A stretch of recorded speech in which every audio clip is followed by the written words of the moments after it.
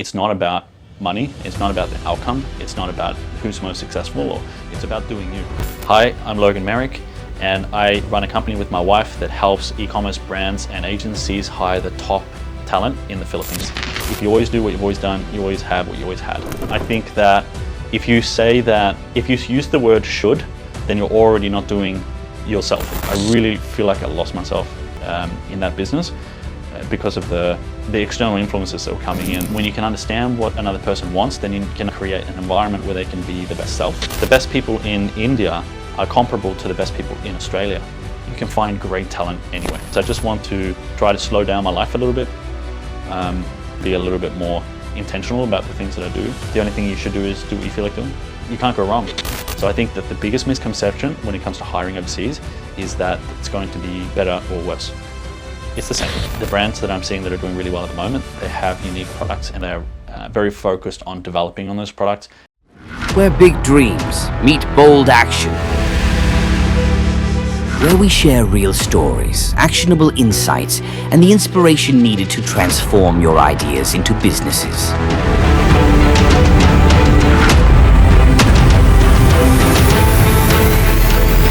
Are you ready to turn your ideas into success and be an inspiration to others? Join Inspirepreneur. Hi, I'm Logan Merrick, and I run a company with my wife that helps e-commerce brands and agencies hire the top talent in the Philippines. Yeah. Well, I mean, for the last week we've been traveling a little bit. Actually, for the last over the last month we've been traveling.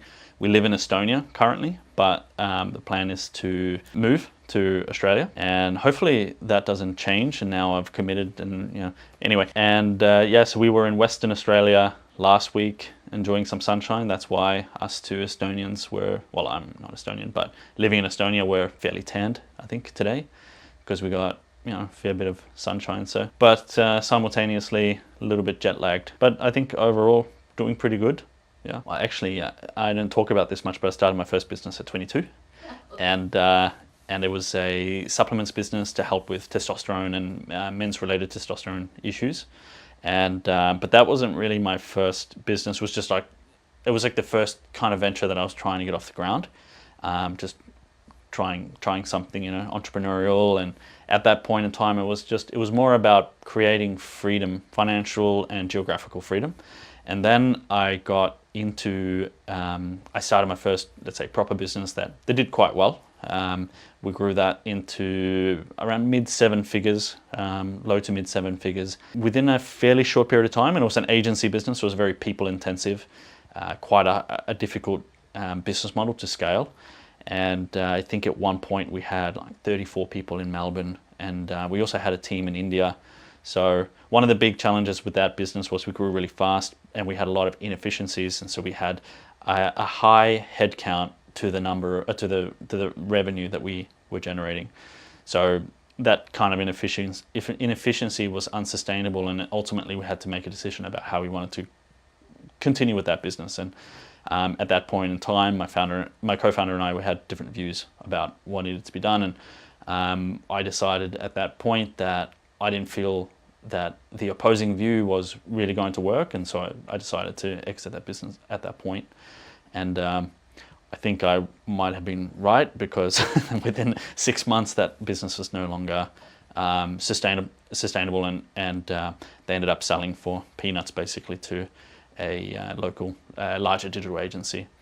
And so that was basically my first big foray into business. Yeah, well, I guess I look back on that and I think, man, like I was bold at that time, because I had no money. Like literally had no money. I was living paycheck to paycheck, which I thought was perfectly fine. I didn't have any problems with that. And I was 23, so that's normal. And then I decided I was going to start a software development agency, and I had been working in a software development agency, and that company was specializing in mobile apps. And then I didn't really like the way that they were running things, and so I decided that, well, I'm going to start a different agency, and we're going to have a different approach, and we're going to bring something different to the market. And that's how it started. And I just went for it, and it fortunately worked out. and it worked out really well. And we did, I think, nearly 300 grand in our first year, and then like 1.2 or maybe 700 something odd in the second year, and then 1.2, and then we started getting into double digit millions. And it was a crazy ride. It was really, but I mean, the way it really started was I just thought that here is an industry, it's coming about because as a result of the mobile apps was in the news pretty much every week. And so it was driving a lot of buzz into the industry, and so there was so much surplus of supply. And so realistically, getting into that market was really good timing. And I felt like we want to do something like honest, and we want to do something cool. And I was really excited to be part of this revolution. And so that was really it, and I was a young guy. I didn't really know much. I had a sales background, although fairly light. And I just taught myself how to do marketing. We didn't have a big marketing budget, so we just started with SEO. So I was just reading a lot of articles and doing courses and stuff, just learning how to write blog posts. And one thing led to another, and suddenly we had leads coming in, and then eventually there was leads coming in every day, and then eventually there was like 150 leads a month coming in, and it got really, really legitimate. Very fast, and we set up a big office space. Originally we had 100 square meters, and then that we were able to expand that into 200 square meters. And it was an interesting experience, but simultaneously there was a lot of challenges in the background. And as a young person, a lot of influences, and I think that in a big way I lost myself. I really feel like I lost myself in that business because of the external influences that were coming in that were telling me that I needed to do this, or I need to do that, or I should feel like this about that, or it's important to be successful, and it's bad to be unsuccessful, and success means this and not that, money, and I really lost myself. And I got to the end of that process, and one of my friends pointed it out to me, like, I think you've come away from yourself considerably, and I don't think that you're really being honest with yourself, and therefore not with others as well. And so I had to take a look at that, and he was pretty blunt in the way he said it, and very someone I respect a lot. And so I really took heed of his warning and looked at that very seriously, and I agreed. It wasn't me anymore, and it took a while to kind of face up to who I'd become, and I didn't really like that. And it was a long and fairly painful process to undo the harmful behaviors and beliefs that had been instilled into me from external factors. Well, I think it's down to the individual. That definitely wasn't for me. I think that if you use the word should, then you're already not doing yourself. You're already that's an external influence. Someone has told you that you should do something. And to me, it doesn't matter if it's Elon Musk or Steve Jobs who says you should do it like this or you should do it like that. It really doesn't matter, because at the end of the day, I think what I have realized for myself anyway, and I'm not saying this is how it is for everybody, but it's not about money. It's not about the outcome. It's not about who's most successful or following the leader. It's about doing you. And I think that everybody is different. Like, I don't see anybody who's exactly the same as the next person. And what we each have that is uniquely ours is what makes what we bring to the market interesting. And when we don't do that, I think that's when we start taking shortcuts and we start doing things that are nefarious and create problems, And it's to be fair, like if you do something that isn't you, you're taking on an influence from the outside. On some level, you're telling yourself that you're not good enough and that you have to be like this. And that is an insult, a slap in the face, basically, to yourself. Yeah. So for me, and my wife will testify to this. I get an idea.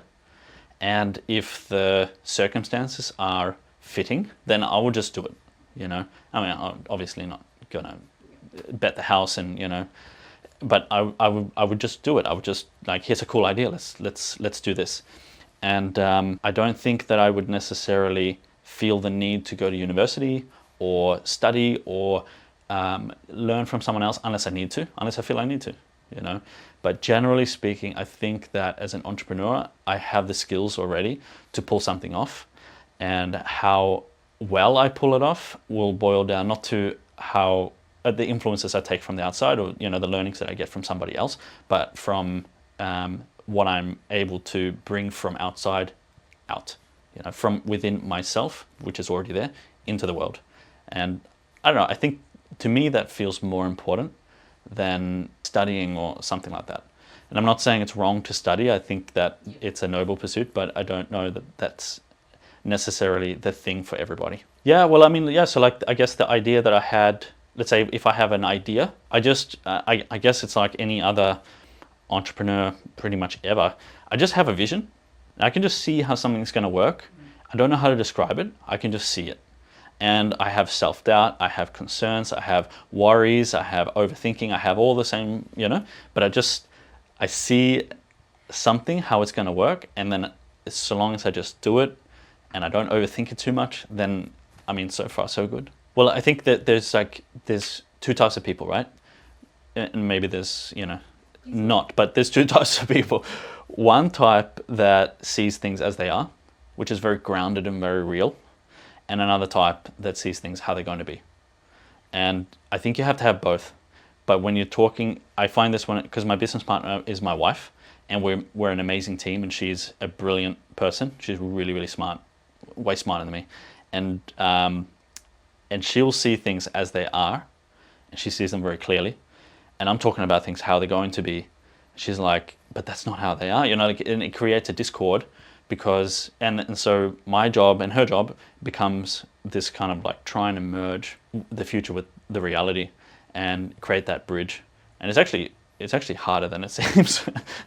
and I can definitely relate to this. I guess I have found myself getting a little bit too in the clouds, like a little bit too visionary, thinking about the future a little bit too much, and you lose touch with reality, you lose touch with the ground. And so having somebody like how I have my wife, she keeps me grounded in the reality, which is really important. I think that there's been different advice at different times. So one piece of advice that I got when I was very young, I think I was about 16, was it was an old saying, if you always do what you've always done, you always have what you always had. If you always do what you've always done, you'll always have what you always had. And it's basically to say that okay, if you're moaning about your current circumstances, do something different, or you're just going to keep having the same situation. But if you want to change your life, then you have to do something different. And that was interesting to me, because I was like, oh yeah, I never really thought about that. At 16, I hadn't really had a full range of regular thoughts. But that really took my life in a different direction. Because I was at the time living in New Zealand, I was basically just finishing up high school, I didn't know what I wanted to do, and I was milking dairy cows during the holidays. And this guy told me, if you always do what you always done, you always have what you always had. And I was like, well, I've never really been milking cows, so like this is fairly new, but also this is not really what I want to do for the rest of my life. So then I moved to Australia from New Zealand. I think I was only 18 or 19 when I did that. So it was it just changed the trajectory of my life. And the second thing that has really changed my life in a big way was, I guess this notion of, see if I can communicate this well, this notion of being yourself and not being under the influence of other people's ideas, be it societal ideas, systemic institutional ideas, or religious ideas, or ideas from your parents telling you how you should or shouldn't be. If you're in any way influenced by what people say you should or shouldn't be, or someone has said or trained you into thinking you should or shouldn't be, then you're not really being yourself. You're being an adaptation of these ideas. And that was interesting to me, because that's a really far out way to think. It's really challenging, and it took me a long time to kind of get my head around it. But then that was really, what I was referring to before. Same guy, he said, you're not really being yourself. And I was like, yes, I am, And then I really looked at it, and I'm like, yeah, I actually am not. And the more I have let go of these old ideas that I've inherited from other people, the easier life becomes, because I realize that there aren't so many expectations and there aren't so many musts, and most things aren't very important. Once you have food in your belly and a roof over your head, there's not really that many things that are important. Everything beyond that is more a bonus. And I can't say that I live that every day. I think from moment to moment that might change as I fall into old behaviors and ideas. But I guess as an overall paradigm, this is kind of the direction which I'm heading, and that's been really helpful. Yeah, it's a really good question. So I'll start by saying that we try to do our best to stay aligned to the same end goal, and our end goal, so our mantra is happy, healthy, 120. And what that means is we want to be happy, and we want to be healthy, and we want to live to 120 years of age. And so a fundamental, I guess, value that we live by, that we try to live by, is health is wealth. And so if it's not healthy, then it's not good. And so the reason why that's important is because you can look at certain behaviors and then start to see where they're coming from. And if it's coming out of stress or fear, then it will beget more stress and fear.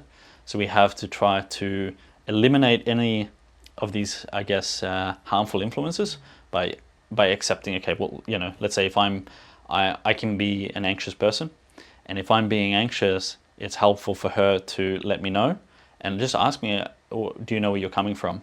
And that can also be complicated because you might have a reaction and then, but if she can point that out to me, then it gives me the opportunity to look at where am I coming from. And, oh yeah, that I'm coming out of stress.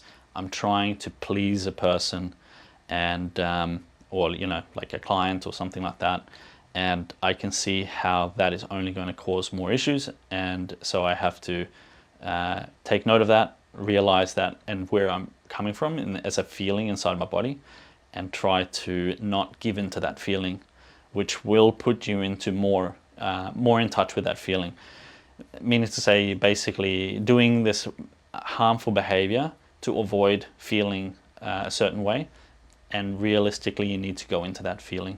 So she's really helpful in that way, and I think that I can be helpful in that way also.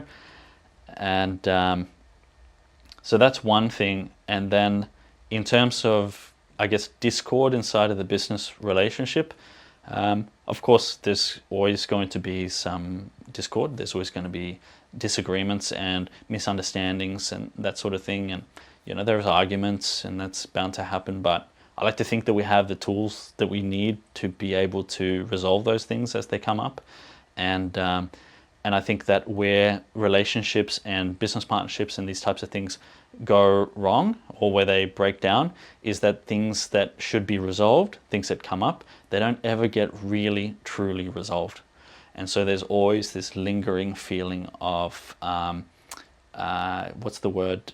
Yeah, tension. Yeah, perfect word. Tension, or you stay like at low levels of annoyed at another person. I can't remember what that word is called, but where you just feel a little bit frustrated with each other, and that if that doesn't get resolved, then that would just continue, and it builds on the next issue and the next issue and the next issue, and then by the time that you're 3, 4, 5 years in, you're not really dealing with the current issues anymore. You're dealing with everything that you haven't dealt with.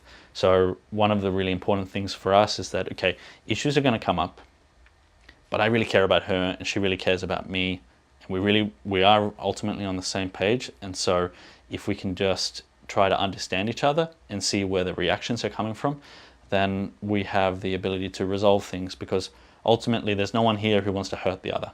So if you can know that, and we do have the ability to know that because we're very close, I think where it can become complicated is when you have partnerships where you have one person who's trying to dominate the other, or vice versa. So we don't have that, fortunately, and that has been the case at times, but we've been able to discover where these issues are coming from. I can be quite intense sometimes.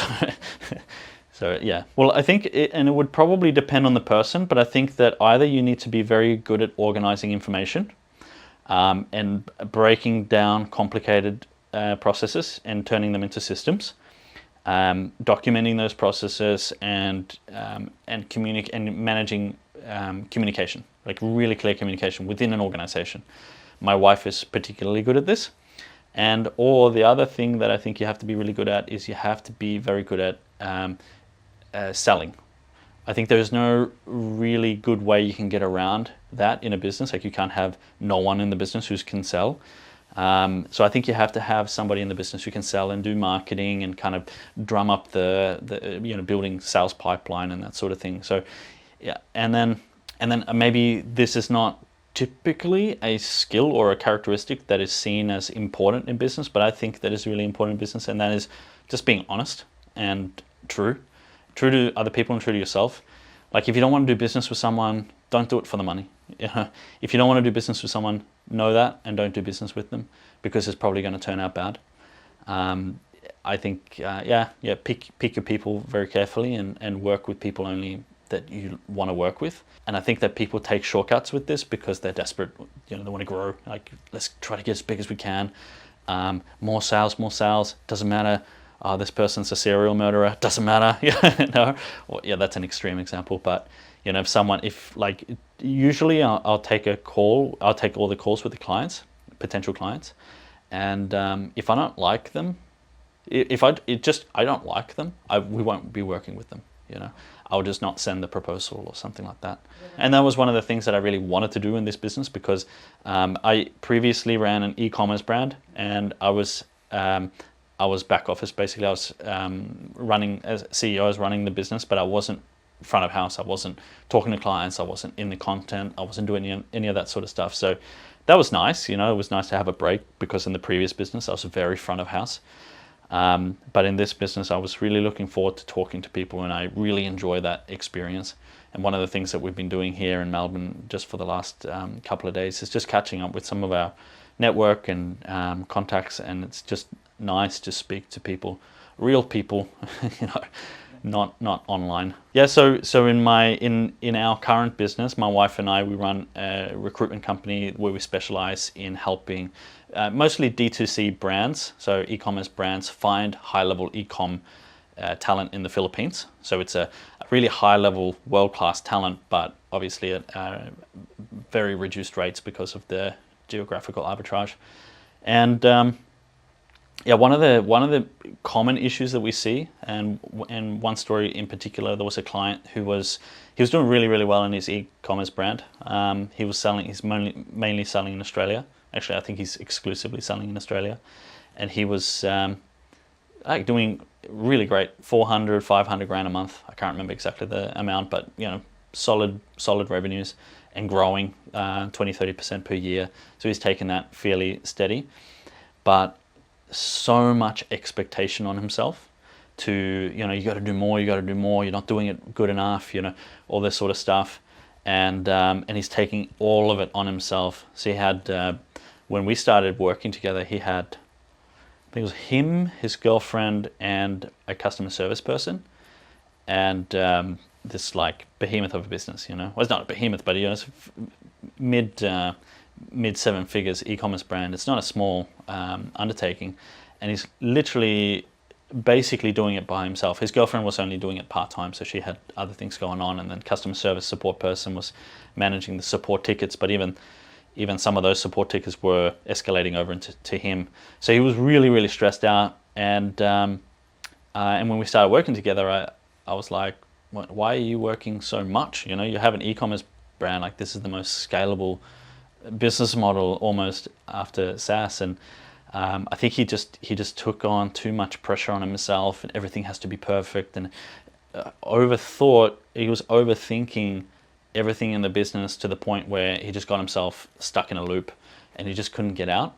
And then so we started working together to help him get out of that, so he wasn't working 12 hours a day, 6-7 days a week. Hired for him an executive assistant, we hired for him a paid media specialist for Facebook ads, Google ads, etc. And he was having trouble with his advertising agency, and then a graphic designer in-house, so he didn't have to do all the graphic design. So he was doing graphic design as well for emails and stuff, and a video editor for ads. So all of this stuff he was doing himself, including supply chain management and stuff. And then today I spoke to him. We spoke to him on the phone just a couple of hours ago, and he called. He said, "Hey man, yeah, it's been awesome. We're catching up with him tomorrow. Hey, I feel really good, and I haven't been working much." And I was like, "Oh, what does that mean?" He's like, "Oh, well, I'm working, just like the regular amount that a normal person should work." And it was like music to my ears, because, okay, it's a profitable client and that's great, and he'll continue working with us. But to have that real impact in his life, where he's gone from, like, he described himself, and this is why I didn't want to name his name, he described himself as depressed and numb. And to go from that to what I heard today, which is like really happy, he's like super excited to catch up tomorrow, was, yeah, like a really heartwarming. So like that's a real story, and that, like, of course, when you're running a business, you want to make money and stuff like that. That's important. You got to pay bills and and a little bit extra, but to be able to have that kind of impact, I think that felt really meaningful to me. Great question. So in my previous experience, I've had I've recruited in India and I've recruited in the Philippines, and for me, I really liked the Philippines. I mean, they were both great, but I really liked dealing with the Philippines people, because I felt like I could understand. Maybe there was some sort of, and I spent a lot more time dealing with the Philippines people in my last business, but I felt like I could understand what they wanted. And when you can understand what another person wants, then you can understand how to create an environment where they can be the best self, where they can thrive. And so that just became my go-to market. And I'd hired in Australia, I'd hired in the US, I'd hired in Canada, various parts of Europe. I've hired all over the place. And I just found that in the Philippines, they work really hard, they're very honest. I found them to be incredibly honest with me anyway. And not, I'm generalizing, but they were very honest, hardworking, and they wanted to grow, but they don't expect too much. They're not self-entitled yet. I'm sure it'll get there. But so I felt, like a sense of warmth to them. And then because I understood what they wanted, then I could create offers that were, something that they would want, that I could provide, and then we can have a synergistic working relationship. And so that's just how it started. And then, I've been learning more and more and more. I've been to the Philippines a couple of times. Great food and beautiful beaches and, that sort of thing. So I think at this point, I feel pretty strongly that we will continue working in the Philippines for the foreseeable future. Yeah, I mean, so typically when a client comes to us, they have had an experience with working with people in the Philippines, and usually it's been disappointing. And I have been there as well, so I know what it's like. But I think that what most people overlook is that the typical way the typical way that Philippines talent is sourced and hired means that you're not getting the top of the top of the top. So like if you think about, okay, in India, for example, there are billionaires in India. There are not like they're tech billionaires. There are juggernaut companies that have come out of literally zero, and now they're massive companies, and they're not built by the customer service people. They're built by really talented, really intelligent, entrepreneurial, smart people. And they hire other really smart entrepreneurial people, and so on and so forth. These are the people, not the billionaires, not the next one down, but the next ones. And these are the people that we really are looking for. And what most people find are people who are freelancers, who are they're not career professionals at the elite level of their game. And so in the Philippines, that's what we're looking for. So my client comes to me and they say, "Oh yeah, no, we've tried the Philippines before. What's been your experience?" And I'm like, we're helping 7-8 figure e-commerce brands grow with exceptional talent, and here's some testimonial videos and people that have said nice things about the talent. Like, you're looking in the wrong place. So you're posting job ads. But why would a top-level career professional be trawling job boards? that's not where they go, so you have to take a different approach. So what we do is we're a headhunting company. So we go looking for people who are already happy in their careers, happy in their jobs, but they're open to opportunities, and then we make strong offers to draw them away from the current companies and put them into positions within our clients' companies. Yeah, well, I have a very interesting experience with that. So in my previous company, we were running a e-commerce brand, and it was a beauty brand. And one of the things that we wanted to do is we wanted to build a kind of a media arm, if that makes sense, of this beauty brand. And so we designed this blog, and we had a lot of traffic, like 100,000 monthly visitors organically to the blog, reading the different articles. And but to find our writer, basically we looked for somebody who was a senior editor from a beauty, beauty like Cosmopolitan. Basically, we found a girl who was from Cosmopolitan, and she was a senior editor from there, and a copywriter. And so you can get really specific, and if you really know what you're looking for, you can find it. And in the Philippines, it's like India. In India, there's like 1 billion people or something. Out of 1 billion people, there's got to be at least one, a senior beauty writer. So yeah, and her writing was exactly like an Australian's. The humor, the wittiness, and like the colloquial terms. It was like, I don't know. She wasn't using AI back then either, because that was before this all kind of became popular. So it was just really cool. Basically, the way Willbound started was I was running my e-commerce brand, and it was getting towards the point where I was, it's a beauty brand, and I wasn't really, feeling the vibe anymore. I'd been doing it for maybe 8 or 9 years, and I'd been thinking about selling it for a while. And then I said to my wife, I'm like, I'm done. I'm going to sell it now. And so I just started to prepare it for sale. And in the meantime, I had this idea, because the one part of running that e-commerce brand that I really, really liked was building the systems, the processes, and hiring the people and working with those people. That was really fun. And I felt like that was an area where I could add value to the market. And then when we started talking about it, then I was like, oh yeah, my wife, she's managed up to 150 people at a time, running the marketing communications, and building all these systems to manage these people and recruiting them within short time spans. I'm like, this is my perfect business partner. She's got everything that I don't have. And so it started to kind of piece together. And then around the same time, so this was like, I think December 23, we had one of my friends, or a few of my friends, started asking me like, how did you do this? Can you show me how to do it? How did you build a team? Because I was only working like 10 hours a week or something. So it was highly automated. And they were asking like, how did you do it? Can you show me how to set up a team in the same way, in systems? I'm like, this has been a labor of love. I can't.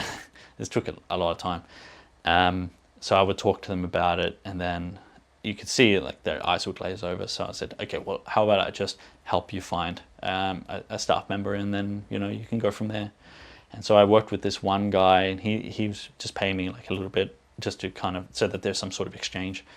And I found him I think it was a graphic designer for paid ads. And he was like, oh wow, this guy is amazing. Can we also find a media buyer? And so I was like, yeah, okay, we'll find a media buyer. Found one. Like, here you go. Oh yeah, oh, she's so good. Yeah. Can we also find a general manager and a project manager? And so we ended up hiring 5 people for him. And then he goes, oh yeah, and by the way, my 2 of my friends, they own e-commerce brands, and they want to hire some people as well. And between those 2 guys, we hired like 25 people, and then they put us on to, I think, another like 12 people. And then the referrals just started coming, and we were booked out for 4 weeks at a time. So it was like a pretty strong start. And that's basically, so it was almost like we were taking orders for about 3 or 4 months before we actually incorporated the company. So we're incorporated now, obviously, but so I think we've almost been running now for 12 months as of today, and it's incorporated, but even started earlier than that. So that was kind of the start. So, I mean, we weren't even doing any marketing until I think it was like 6 months in or something like that. We were talking about it and, wanting to do it, but it was just so busy. And and then we started doing marketing, and we've grown the team a little bit, and now things are flowing really nicely, and just trying to take it step by step and not putting too much pressure or expectations on things. I think that there is an argument for hiring a range of people at a range of salaries. But I think that when brands start to push at their prices and they expect more but they want to pay less, then the only thing that the agencies can do is either stand strong with their values or hire cheaper so that they can offer cheaper prices. I don't think it's a winning strategy to do that. Oh yeah, cool. Yeah. It's a frustration because I will talk to an agency, and when I talk to a brand, in-house brand, they want the best person. They'll say, I don't mind paying above market. I don't mind. We can even pay more than that. No problems. But when I talk to an agency, they go, oh, that's a bit steep. Can we come down on the price a little bit? I'm like, do you want the best person or do you want the worst person? Well, I'll say this. Who's speaking the most about AI is, I'm noticing that those who are speaking the most about AI, agencies, advertising agencies. And these are the guys who don't want to spend money on, top talent as well. So I'm like, okay, makes sense. I do think that AI is going to have an impact on recruiting. I don't know exactly what that impact is going to be or to which degree, but I see that there's a lot of automation coming into play where for us to find talent, we manually outreach to people, and we can outreach to maybe 100 people in a week, maybe 200 on a good week, depending on the role. With AI, you could outreach to thousands. But is that a good thing? Because now you're losing that personal touch. And I think that as AI comes in, we're going to see more demand for that personal touch. And one of the things that we get as, I guess, feedback or compliment even is talent will tell us that, I applied for this role because I felt really warm, from a sense of warmth from you guys. So that's something that we want to double down on. We don't necessarily want to replace that with AI. There are some things that I think practically we can use AI for. Job descriptions, you can, copywriting, etc. Maybe even I was talking to a guy who was suggesting agentic AI for some of the reviewing of candidates and this type of thing, potentially. But I think that human intelligence still way outplays artificial intelligence. I find it really strange that you have a company that commissions another company to find them talent, and then that company will commission another company to find them talent. And we've had a conversation like that recently with a guy, and he's a BPO, and he said, we want to hire you guys to help us find these fulfill these 3 roles. How come you don't do it? It's like, that's your job, But I mean, we don't mind, surely the people who are doing things in a stodgy way, where they're using low cost resources to basically do mass outreach. I think those agencies are going to struggle or have to adapt with AI. That's bound to happen. But I for some reason I don't see AI having such a massive impact on recruitment, but maybe I'm wrong. Yeah, in the way, or at least not on our business, because we're not impacted at all at the moment. In saying that, we're fairly small, so yeah, we're not feeling the industry swings at the moment. One thing that I think will happen is that talent or people overall there'll be less jobs maybe on the market, and because I don't think that AI is going to maybe revolutionize the process of finding talent, maybe to some degree, but I think that the need for talent is going to be reduced, because you don't probably need 6 blog writers anymore to write 6 blog posts per day. You can have one blog writer writing 6 blog posts. I would say just take your time, relax, enjoy the process. Don't make everything so important. Stay away from bad influences. do what you feel like doing. Don't do what you think you should do. The only thing you should do is do what you feel like doing. You can't go wrong. There's nothing you can necessarily do wrong. And I wish I had had that understanding, because I think that as we go into the market as young people, we get told that you should do it like this or you should do it like that. What's the best marketing channel? SEO or paid media? It doesn't matter. They're all pretty good. Just try a few things, see what you like, and what's the best industry to be in? Oh, well, this one has the most money, or you should be a banker. It doesn't matter. Do you want to be a banker?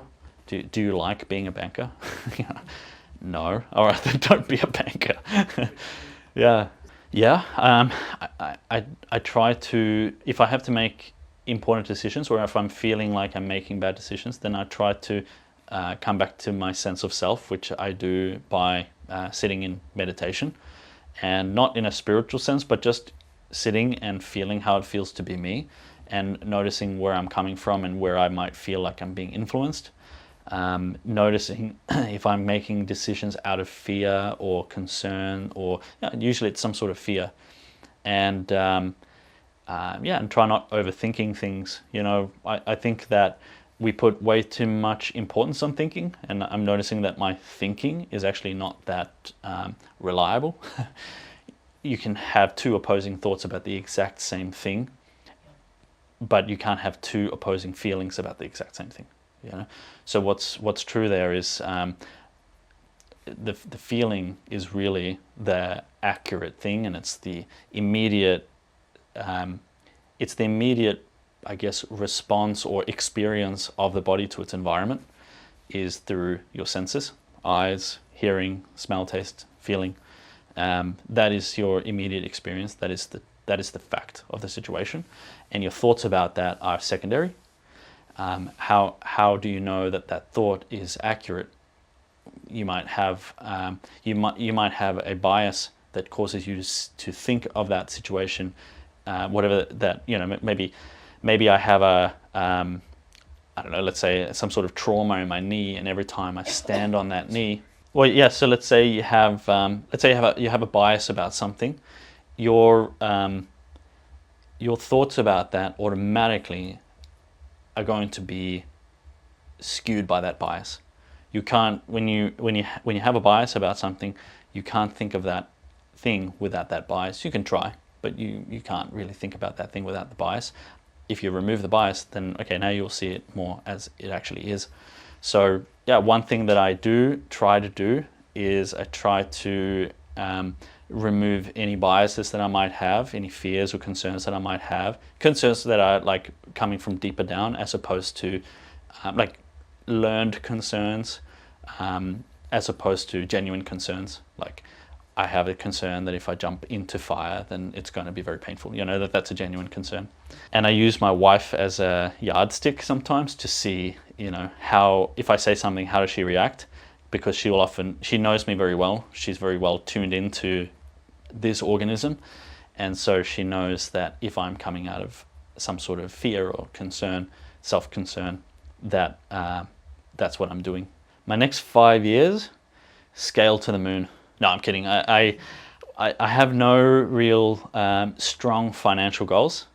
I've always had really strong financial goals, but that came as an influence, and I think that came as out of fear, because I was looking into the future and thinking it has to be a certain way. I need to achieve a certain outcome, otherwise it's not going to be good enough. Or what if I don't have enough money? Or, this type of thing.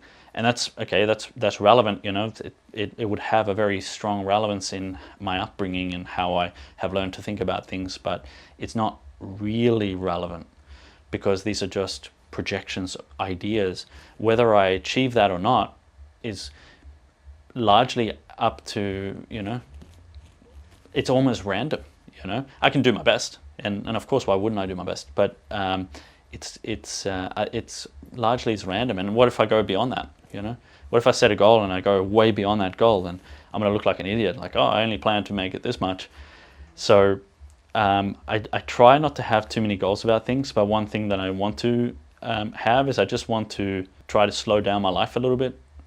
That's not like a financial goal, but like I just want to slow down my life a little bit, slow down the way I'm doing things, and be a little bit more intentional about the things that I do, a little bit more conscious about the things that I do, so that I'm not just chasing my tail, because I feel like it's so easy just to rush all the time. And you look at the way that the world is moving, and I'm only 36 saying this, so I can imagine if you're 100 years old, you've really seen the trajectory of this thing. But the way that the world is moving, it's getting so fast, and I'm thinking this is not sustainable, and I don't think that it's an advantage to move fast. I mean, you got to move at a certain pace, but I think that the advantage would be to take things at a sustained pace and do things properly. And so in our business, what we're trying to do is we're trying to do things really, really well and operate with a kind of a mindset of doing things in a way that's excellent. So we create really great, genuine outcomes. Hiring, I thought you said hiding overseas. I'm like, I don't know. The biggest misconception, I think the biggest misconception is made in every country, in every culture. You think that talent overseas is somehow different, inferior or superior, but it's neither. It's the same. So the best people in India are comparable to the best people in Australia. The main difference that I can see is that in Australia, we have had it very easy insofar as, like, look at the amount of iron ore and cobalt and different minerals that we're pulling out of the ground. It's free money, you know, whereas places like the Philippines and India and, you know, Pakistan, they don't have this. So it's been harder, you know, but it doesn't mean that they're not talented.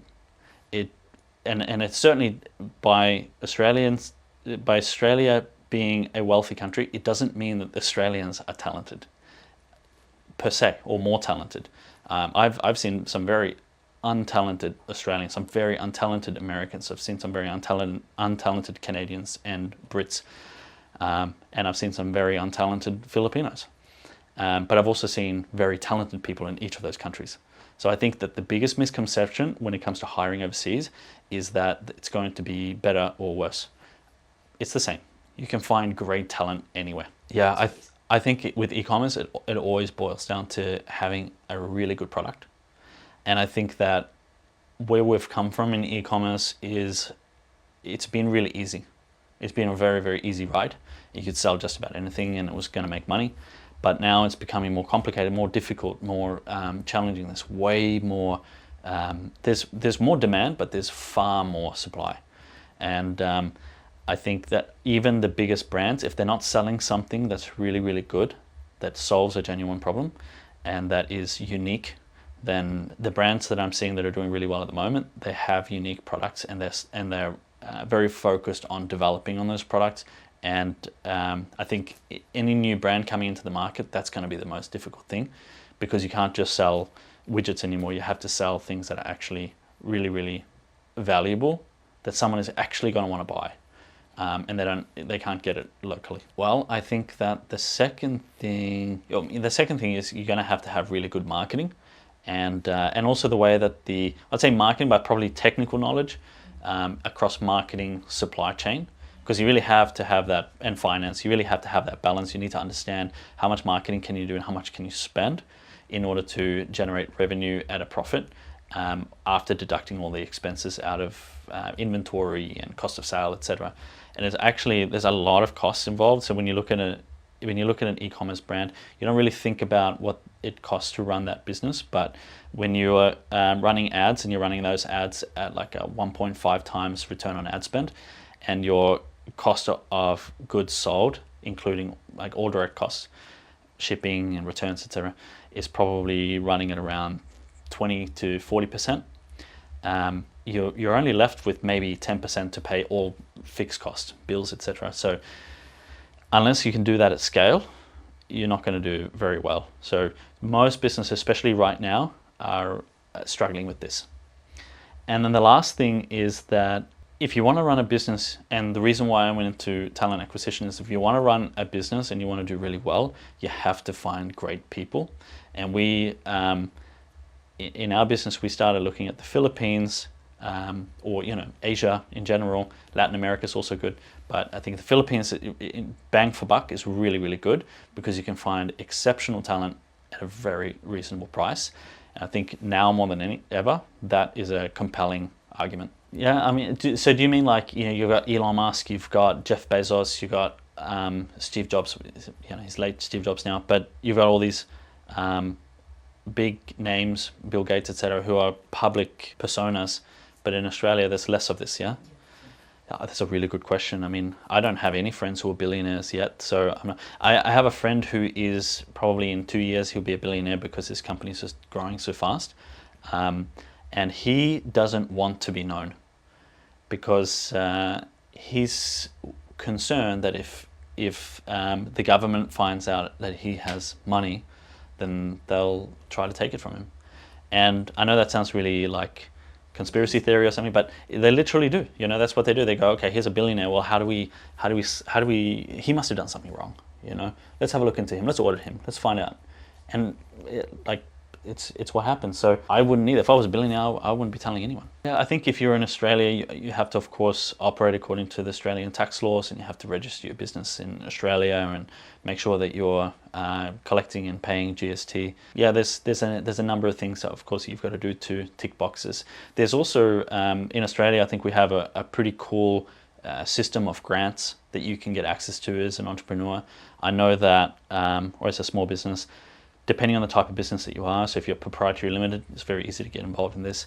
There is the Austrade runs the Export Market Development Grant, and I think that not enough businesses are really taking advantage of that, which basically, providing how much funds is in the pool, you can claim dollar for dollar. I think you basically get 50% of your money back for what you've spent on export market, like marketing. So if you're expanding into the US, if you use this grant, at the end of that year, you can claim 50% of the money that you spent. Paid media, for example, Facebook, you can claim 50% of that back. Anything that you do with like creative, ad, ad graphic designs, etc., you can claim 50% of that back. That's a good chunk of money, at the end of the year. And I think you can claim up to 150,000 back. But also, if they're oversubscribed, that means you only get a prorated amount back. But there's other things as well, like Australia. They also run there's a I can't remember what it's called, Research and Development Grant, I think it's called. So it's basically developing new innovative solutions or new innovations, and it doesn't have to be necessarily like tech. It can also be some other engineering, chemical engineering or something like that, but you can, you develop, or you do market research for something, and that can, there's certain claims you can make there as well. So you definitely should register your taxes, but simultaneously, you don't want to go to jail over tax fraud. That's 100%.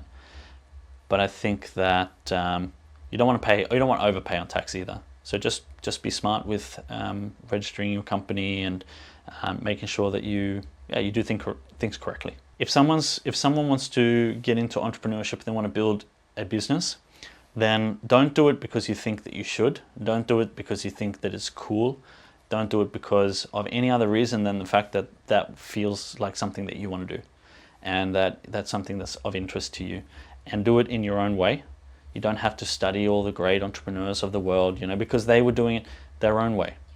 So if you look at like the greatest innovations that have ever been made by our idols, our entrepreneurial idols, they were doing their own thing. Like the Apple didn't come as a result of copying someone else.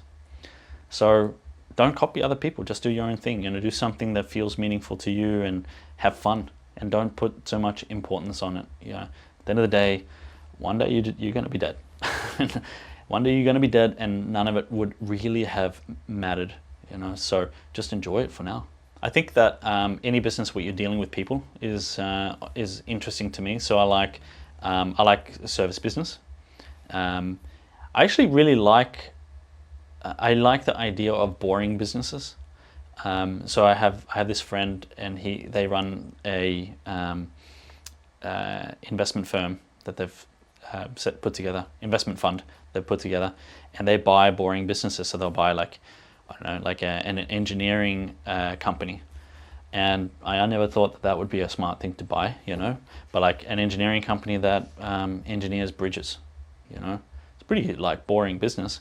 Or even laundromats, like it's boring business, but I think that that consistency is quite nice.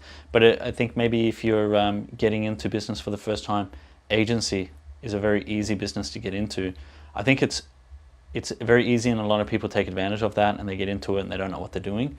So I don't want to encourage people to like be charlatans either. I think that you should try to actually offer something of value. But I think agency business is a very easy business to get into. E-commerce is a little bit more complicated because you have to make a initial investment unless you're drop shipping, which is another model that. Well, I think it only makes sense to try to operate your business as an omni-channel business, because you want to be where your customers are, and that's why in places like the US, being on Amazon is huge. Here, I don't think Amazon's very big, not yet anyway. But if it was the same as in the US, like most brands, 50% of their revenue will come through Amazon. So it's a strong channel. If you're not there, the customer is buying it from someone else. So I think it makes sense that if you're a brand and you're selling a product, that you want to make sure that that product is available in as many places as possible, so that you're not missing out on that. Within reasonable parameters, you're not missing out on or not feeding your competition your revenue. That's if you're a really hardcore brand.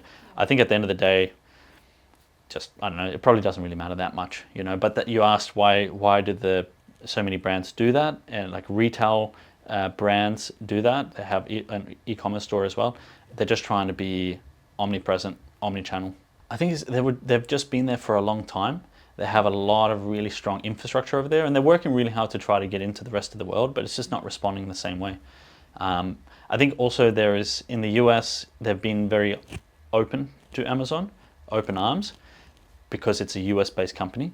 Here, it's like, oh, it's a US-based company. Like, oh, Jeff Bezos, oh, he's a billionaire. He's the devil. Like this is the mentality we have, and I'm not saying it's wrong. It's probably accurate, but you want to support local, and you want to support small business, not these massive conglomerates. It possibly, yeah, possibly. I think that in Australia and Europe, we like buying from brands. Like Amazon has done a good job in the US by establishing itself as a trusted brand, and when you buy from Amazon, you have certain protection. I just don't think that we have that sentiment here in Australia. Yeah, I would say just make sure you do it for the right reasons. I think that it's very easy to get into doing business because you want to have sick watches or like cool cars and stuff like that, and like you want to look really cool. But if that's what you're doing it, you're probably doing it for the wrong reasons. The reason why you would want to build a business is because you have an interest, and that interest should be in the business, in the value that you're creating. And the value you're creating, you will have an exchange come back to you in the form of money. But the ultimate thing that you go into that business for should not be just money. I think, do whatever you want, but I think that it's an empty way of living, and ultimately probably very anxiety inducing. And I'm guessing that you're coming into that business in an imbalanced way. You're coming into it for the wrong reasons. You're coming in to take, not to create and give. I think that as an entrepreneur, like that's really the cool thing that we get to do, is we get to create things. It doesn't have to be the biggest, it doesn't have to be the baddest, it can just be something that you want to do, So just, I don't know, even as a good starting point, it's just look at the market and see if there are any businesses that are struggling, any like particular segments of a market that's struggling, service providers or e-commerce brands or whatever it might be, and think if you can provide some value in that area. And if you're choosing whether or not you want to go into e-commerce or tech or like you described earlier, traditional business, I would say just do what you think would be fun. Do what you think would make sense to you, and do it what you can. And if going into an e-commerce business means you have to front load 10 or 50K into product development and inventory, then maybe that's not the starting point. Maybe the starting point is developing an agency that helps e-commerce brands run paid media or something like that. I mean, that's been done to death, but something like that. So you start looking at, well, what are the things that where can I actually have a meaningful impact? Where can I actually help people? And I think that's a nicer way to come into it. So basically, I guess from where the idea starts to getting something off the ground and actually starting to scale it, that can be like 2-3 years.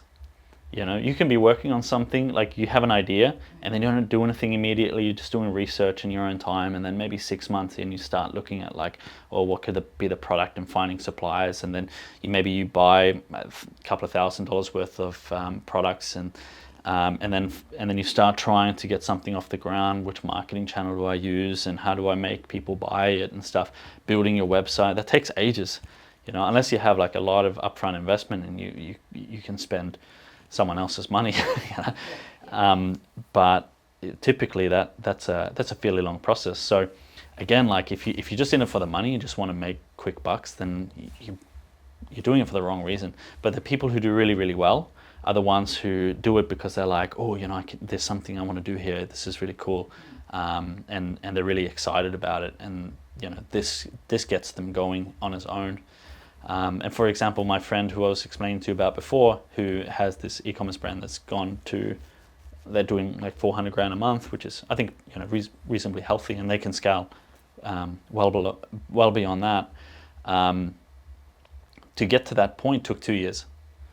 Before that, it was, he was working full time and doing this a little bit on the side, and then eventually, just after 2 years, it just came to a point where I don't have time to work anymore. I need to put this towards my e-commerce brand. But he's very interested in what he's doing, and he's having a really good time doing it now. So I think that's why you want to do it. Yeah, I think that with e-commerce, because e-commerce is an incredibly fast-moving industry, and if you think of yourself as an e-commerce brand, I know that we do, or they do, but I think that it's the wrong way to think of your brand. I think that you should think of your brand as a brand. And where you sell your product, you might sell e-commerce, you might sell in store, you might sell through VR, et cetera, et cetera. So I think that really you should think of yourself as a brand, and then think of your channels separately. If you're all in on e-commerce, and if you think of your brand as an e-commerce brand, we're only e-commerce brands. I know that's how we talk about it, but if that's how you think of it, then you have a very short view, because e-commerce, it only came into play really in a big way in the last 10 years. It's probably going to change over the next 10 years. So yeah, I think that brands that are sustaining really, really well, some of them are pure e-commerce brands, but I think that the brands that are sustaining really well are evolving with the consumer rather than staying, we're just e-commerce. Well, what I've seen is that men and women, I don't know if the one is better than the other, but what I've seen is that women tend to be stronger in things like social media and brand, and even like campaign marketing, especially when they're tapping into their own niche, so beauty and women's interests, generally speaking. And men tend to be very strong on the supply chain side of things. And I notice this especially as we're like hiring supply chain managers and stuff. 95% of the time they're male, and so it's a very heady left brain kind of an area of business, whereas this sort of more creative side is more, I guess, right brain, and you're going to have some crossover for sure, but that's what I've seen, and that's only one person's opinion and from a very small pool of data. But I did what when I was running my e-commerce brand, it was a hair extensions brand, and we had a run-in with one of a really large hair extensions aggregator, so a portfolio company that buys hair extensions brands, and then they would basically operate a lot of the supply chain and stuff so they can buy in bulk. And this was, hair extensions is a very female thing, right? So all the brands were targeting women, and this company was run, all of the companies, therefore all the brands were run by men. And I've spoken, because I was selling my e-commerce brand, I spoke to a lot of different bigger brands, hair extensions brands, I didn't speak to any women. I didn't have one single conversation with any women. So I thought it was really interesting that you've got all these men running hair extensions brands, which should be, realistically should be, I would have thought women dominant, but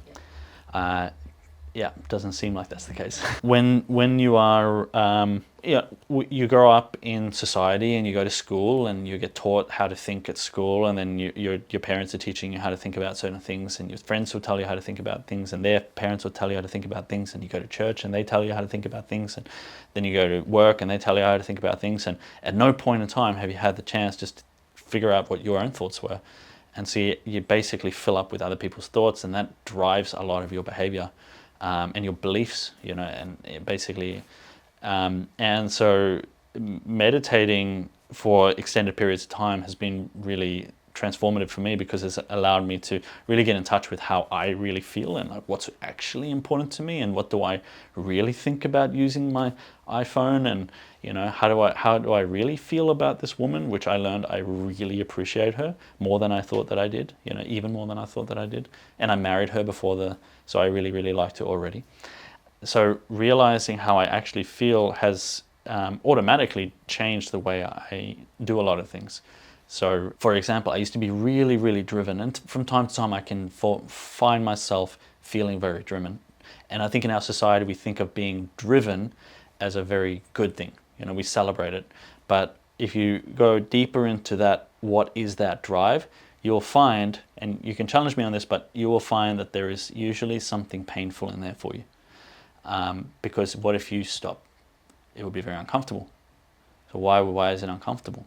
You're using your drive to cover up something you might feel. So there's a difference between being really driven and just doing things because that's what you want to do. And what I found was that I was really, really driven, and it drove me to push myself harder than what is natural, which caused, it's damaging for me, and I'm like stressed, deeply stressed in my body. And working at a pace and with an intensity that isn't natural and isn't sustainable and isn't conducive to health or longevity, and therefore isn't good for you, And I'm not saying that someone should listen to this and then go, okay, well now I have to do it like that. I'm not saying that. You do live your life the way you want to live it, but I think it's worthwhile looking at. I think it's worthwhile investigating, who am I really? And I have found that who I am is not who I thought I was.